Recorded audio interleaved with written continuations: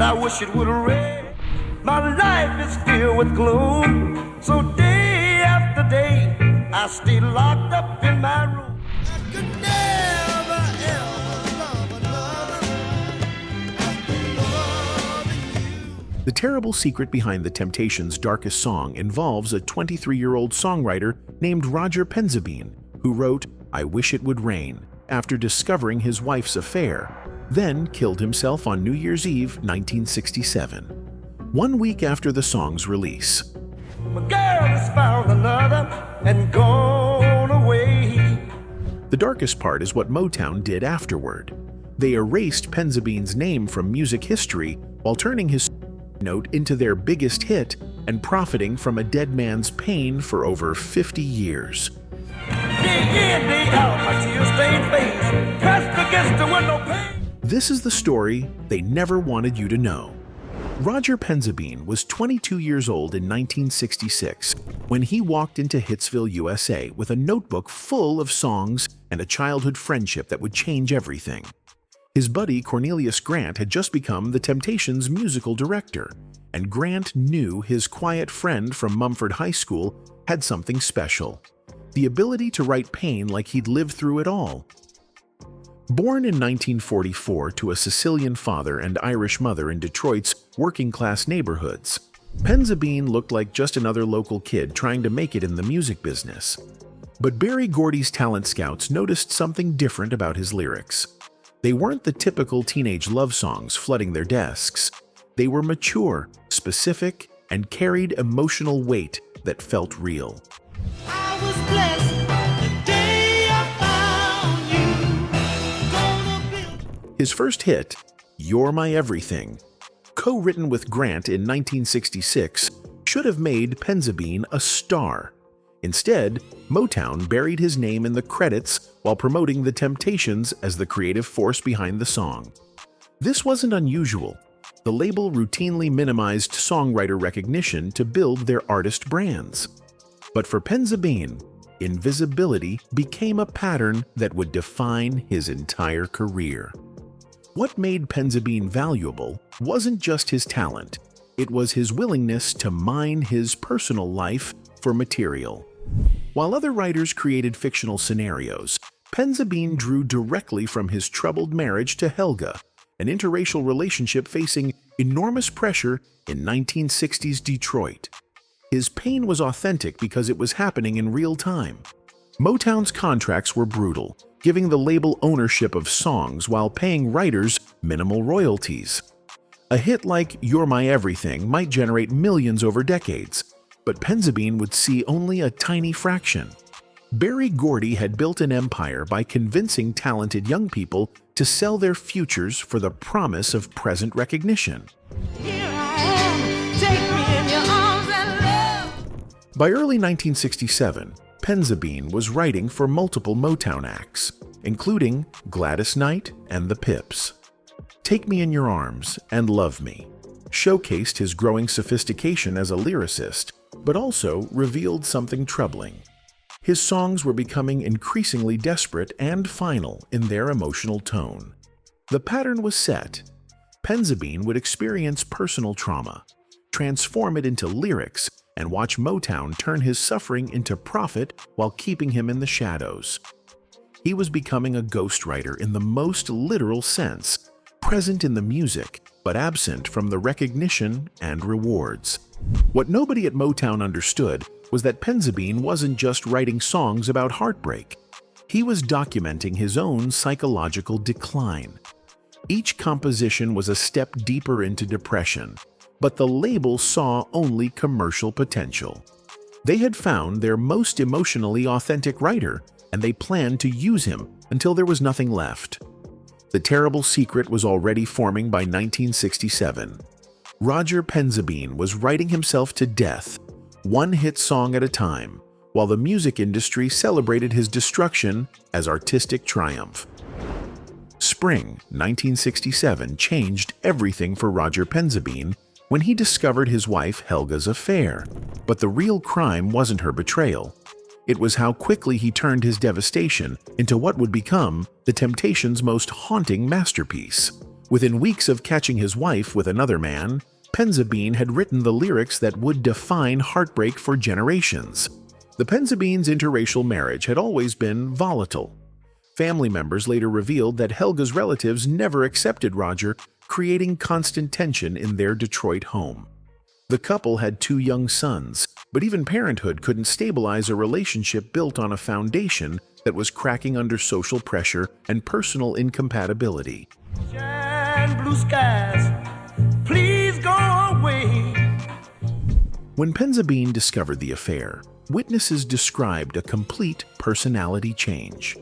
The quiet, creative young man became obsessed with the betrayal, replaying it endlessly and analyzing every detail. But instead of seeking counseling or taking time to heal, he did what had always worked before. He turned his trauma into lyrics. I Wish It Would Rain emerged from this breakdown like a confession written in blood. The opening lines weren't metaphorical. They were literal documentation of a man who couldn't stop crying and desperately wanted the world to see his tears. Penzabene was essentially asking nature to make his internal pain visible to everyone around him. The song's structure mirrors the stages of his emotional collapse. It begins with denial, sunshine, blue skies, please go away, moves through anger, my girl has found another and gone away, and ends with acceptance of permanent damage. I know to you, I'm just a fool. Penzabene was creating a musical roadmap of his own destruction. What makes the song truly dark isn't just its sad subject matter, it's the finality in every line. While most breakup songs include hope for reconciliation or healing, I Wish It Would Rain offers no possibility of recovery. Penzabene was writing from a place beyond hope, documenting his descent into permanent despair. I could never ever love another after loving you. The follow-up song, I Could Never Love Another After Loving You, was even more disturbing. Co-written with Norman Whitfield and Barrett Strong, it reads like a note set to music. The lyrics explicitly state that the narrator's capacity for love has been permanently destroyed, leaving him emotionally dead while still breathing. Cornelius Grant later revealed that Penzabene broke down repeatedly while writing these songs, but continued working because creation was the only way he knew how to process his pain. The irony was that each song made his suffering worse instead of better. He was literally writing himself deeper into depression. The terrible secret wasn't just that these songs were autobiographical, it was that they were prophetic. Penzabene wasn't just describing his current emotional state, he was predicting his own death. Every line pointed toward the same conclusion: a man who could no longer imagine a future worth living. But the darkest aspect was yet to come. While Penzabene was documenting his psychological collapse, Motown was preparing to turn his note into their biggest commercial triumph of 1968. August 1967 at Hitsville, USA wasn't just another recording session. It was the moment when Roger Penzabene's private hell became public entertainment. As the Temptations gathered to record I Wish It Would Rain, nobody realized they were about to capture the sound of a 23-year-old man's complete psychological collapse in perfect 4-track harmony. The backing track had been laid down months earlier by the Funk Brothers, Motown's legendary session musicians. But when David Ruffin stepped up to the microphone to sing Penzabene's lyrics, something unprecedented happened. The songwriter began falling apart in real time as he heard his most private thoughts transformed into public performance. I gotta cry, 'cause crying just... Cornelius Grant, who was present during the session, later described watching his childhood friend break down repeatedly in the adjacent rehearsal room. Every time Ruffin delivered a line, Penzabene would start crying, saying the words were too real, and that hearing them sung back was making his pain worse instead of providing relief. But producer Norman Whitfield kept the session going because he knew they were capturing something extraordinary. Ruffin's interpretation wasn't just powerful, it was revelatory, bringing out emotional depths in Penzabene's lyrics that even the songwriter hadn't fully realized were there. The performance was so devastating that everyone in the studio knew they had recorded something that would outlive them all. The cruel irony was that Penzabene's breakdown was improving the song's commercial potential. His authentic suffering was translating into Ruffin's authentic performance, creating a feedback loop where personal destruction became artistic triumph. The more Penzabene fell apart, the more powerful the recording became. Grant recalled trying to comfort his friend during breaks, but Penzabene was beyond consolation. He kept insisting that the song was killing him slowly, and that he couldn't understand why hearing his own words was making everything worse. The young man had expected music to heal him, but instead it was amplifying his agony. Girl, I can't believe my ears. The session took a surreal turn when Grant and Penzabene took a break to listen to the Beatles' Sgt. Pepper's Lonely Hearts Club Band in its entirety. Penzabene was obsessed with the album and demanded they hear every track. When the final piano chord faded, he turned to Grant with a question that would haunt his friend forever. "What do you think of that?" Grant later realized that Penzabene was comparing his own emotional honesty to the Beatles' artistic innovation, wondering if his raw confessions could match their creative genius. The young songwriter was measuring his musical note against the pinnacle of popular music, not understanding that his authentic pain was creating something equally powerful but infinitely more dangerous. The session ended with everyone knowing they had captured lightning in a bottle. I Wish It Would Rain had the kind of emotional authenticity that couldn't be manufactured, the depth of feeling that separated classics from commercial products. But none of them understood that this authenticity was literally killing its creator. As the last notes were recorded, Penzabene had essentially completed his musical obituary. The song would go on to make millions for Motown and establish the Temptations as masters of emotional ballads. But the man who created it would never live to see its full impact. The recording session had become a funeral service, with the Temptations performing the eulogy for a man who was still alive but already dead inside. December 1967 should have been the greatest month of Roger Penzabene's life, but instead it became his final countdown to oblivion. I Wish It Would Rain was climbing rapidly up both the pop and R&B charts, receiving heavy radio rotation nationwide and being hailed as the Temptations' most emotionally powerful single yet. But success felt like torture to the man who had written his personal hell into a hit song. Every radio play was a public broadcast of Penzabene's private breakdown. Millions of listeners were hearing David Ruffin sing his most intimate thoughts about betrayal, desperation, and the desire to disappear. The song that was making everyone else rich and famous was driving its creator deeper into isolation and despair.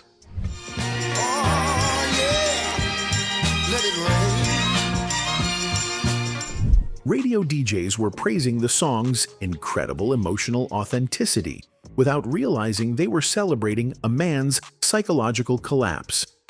Music critics wrote about Ruffin's heart-wrenching performance and the Temptations' mastery of romantic tragedy. But nobody mentioned the 23-year-old songwriter who was living every word of that tragedy in real time. The terrible secret was that each milestone in the song's success felt like another nail in Penzabene's coffin.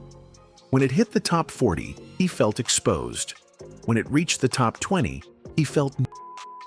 When it climbed into the top 10, he felt like his soul was being sold in record stores across America. Success wasn't validating, it was violating. Motown was already planning the follow-up campaign for I Could Never Love Another, scheduled for release in early 1968. The label had decided to market Penzabene's complete emotional breakdown as a two-part series, ensuring maximum profit from his destruction. They were literally scheduling the commercial release of a musical note. Meanwhile, Penzabene was receiving minimal financial compensation for a song that was generating enormous revenue. His songwriter's contract guaranteed him only small royalties, while Motown retained ownership and control. The young man was watching millions of people consume his pain, while he struggled to pay rent and support his estranged family. Gotta get away from you fast as I can. Too much for me, baby, more than my heart can stand. The situation became even more grotesque when Gladys Knight and the Pips released The End of Our Road, the third song in Penzabene's trilogy of despair. Now 3 different Motown acts were performing his progressive descent into hopelessness, turning his psychological collapse into a multimedia entertainment experience. By late December, I Wish It Would Rain was approaching its peak chart position of number 4 pop and number 1 R&B. The song was becoming a cultural phenomenon, with cover versions already being planned and radio programmers calling it one of the year's greatest recordings. But Penzabene wasn't celebrating. He was preparing for his final act. Cornelius Grant later revealed that his friend had become completely unreachable during this period, ignoring phone calls and avoiding visitors. The success that should have been Penzabene's greatest triumph was actually his final push toward self-destruction. He couldn't reconcile the public celebration of his private hell with his ongoing inability to heal from the experiences that had inspired the songs. The chart climb wasn't just measuring the song's popularity, it was counting down the days until Roger Penzabene would end his life, unable to bear watching the world profit from his pain while he continued to suffer alone. December 31st, 1967, was supposed to be a celebration for everyone connected to I Wish It Would Rain. The song had reached number 4 on the pop charts and number 1 on the R&B charts, making it one of Motown's biggest hits of the year. The Temptations were being booked for major television appearances, and radio stations were featuring the track in their year-end countdowns. But while the music industry partied, Roger Penzabene was writing his final letter. The timing was devastating in its symbolism. As 1967 ended and 1968 began, as America looked forward to a new year of possibilities, the young man who had written the year's most emotionally authentic song chose to end his story forever. The contrast between public celebration and private tragedy couldn't have been more stark. Girl has found another and gone away. With her went my... Family members later revealed that Penzabene had spent his final days writing letters to friends and relatives, apologizing for what he was about to do and trying to explain the pain that had become unbearable. One of his sons eventually disclosed that the letter expressed deep regret for the grief his actions would cause, but stated that he could no longer find any reason to continue living. The cruel irony was impossible to ignore. Penzabene was ending his life just as his greatest professional triumph was being recognized worldwide. I Wish It Would Rain was generating more money and acclaim than anything he had ever written, but success felt like salt in an open wound, rather than validation of his talent. Cornelius Grant was performing with the Temptations on New Year's Eve when his childhood friend made his final decision. Grant later described the guilt of being on stage, celebrating their shared success, while Penzabene was alone in Detroit, preparing to use a gun to end decades of friendship and years of musical collaboration. The method wasn't accidental. Penzabene chose a gunshot because it was final and unmistakable. There would be no question about his intentions, no possibility of rescue, no chance for anyone to talk him out of his decision. He had made peace with his choice and wanted to ensure it couldn't be undone.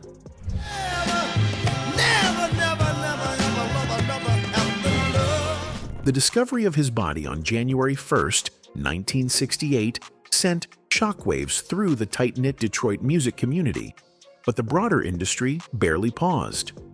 Radio stations continued playing I Wish It Would Rain, record stores kept selling the single, and Motown moved forward with plans to release I Could Never Love Another just weeks later. Grant received the news through a telegram slipped under his hotel door, initially thinking it was a fan letter or prank. When he finally opened it and read, "Roger Penzabene is dead," his first reaction was disbelief. The quiet kid from Mumford High School, the friend who had helped him write some of the Temptations' biggest hits, was gone forever. The terrible secret wasn't just that Penzabene had killed himself. It was that his death barely registered as a tragedy to the industry that had profited from his pain. Within days, Motown executives were discussing how to handle the publicity and protect their investment in his remaining songs. The dead man's catalog was more valuable than his life had ever been. When I Could Never Love Another was released in February 1968, it climbed to number 13 on the pop charts and number 8 on R&B, proving that Penzabene's musical note was commercially viable even after its creator's death. The industry had found a way to profit from both his life and his death, turning tragedy into triumph and suffering into sales. The aftermath of Roger Penzabene's revealed the music industry's most cynical truth. Dead songwriters are more profitable than living ones. Within weeks of his death, Motown had transformed the tragedy into a marketing opportunity, emphasizing the real-life heartbreak behind their biggest hits while carefully avoiding any mention of mental health, industry exploitation, or their own role in his destruction. The cover-up began immediately. While family and friends mourned Penzabene's death, Motown executives were calculating how to maximize profits from his remaining catalog. I Could Never Love Another was rushed to radio stations with promotional materials highlighting the tragic inspiration behind the lyrics, turning his note into a sales pitch.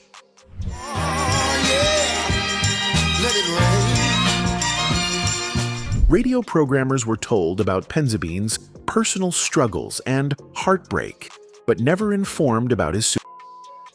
The goal was to make the songs feel more authentic and emotionally powerful, without raising uncomfortable questions about industry responsibility or mental health support for artists. The strategy worked perfectly. I Could Never Love Another became another major hit, reaching the top 15 on both pop and R&B charts. Music critics praised its devastating emotional honesty and David Ruffin's pain-filled performance, never realizing they were celebrating the commercial success of a dead man's final confession. But the darkest aspect of the cover-up was how completely Penzabene was erased from his own story. While radio DJs and music journalists praised the Temptations' emotional authenticity, the man who had actually lived through those emotions was forgotten. His name appeared in tiny print on record labels, while performers became legends based on his experiences. Motown's legal department worked overtime to ensure the label retained all rights to Penzabene's compositions. His family received minimal compensation, while the company prepared to profit from his songs for decades to come. The young man who had sold his future for the promise of recognition had unknowingly signed his death warrant.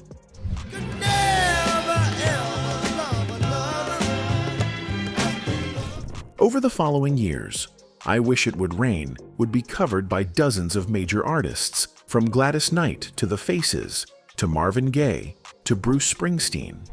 Each new version generated more royalties for Motown, while Penzabene's family saw almost nothing. The industry had created a perpetual profit machine, powered by a dead man's pain. The song became a classic of soul music, appearing on countless greatest hits compilations and being inducted into multiple halls of fame. Music historians celebrated its artistic merit and cultural impact, but few bothered to research the tragic circumstances that had inspired its creation. The terrible secret was successfully buried for decades.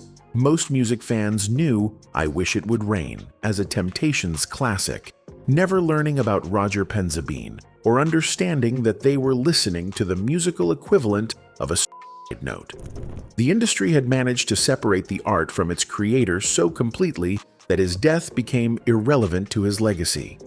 Today, more than 50 years after Penzabene's death, his songs continue generating revenue for record labels, streaming services, and various estates. Digital platforms have introduced his work to new generations who will never know the true story behind the music they're consuming. The streaming age has made the exploitation even more efficient. Millions of plays of "I Wish It Would Rain" generate thousands of dollars annually, none of which reaches Penzabene's descendants. Technology has perfected the industry's ability to profit from dead artists while maintaining their invisibility. This is how the music industry turned the darkest song ever recorded by the Temptations into their most profitable tragedy, by erasing the man who created it and selling his side note as entertainment for over half a century. The terrible secret behind "I Wish It Would Rain" isn't just that it was written by a man planning his own death. It's that the industry knew exactly what they were selling and chose profit over humanity every single time. Anyway, that's it for the video, folks. Bye.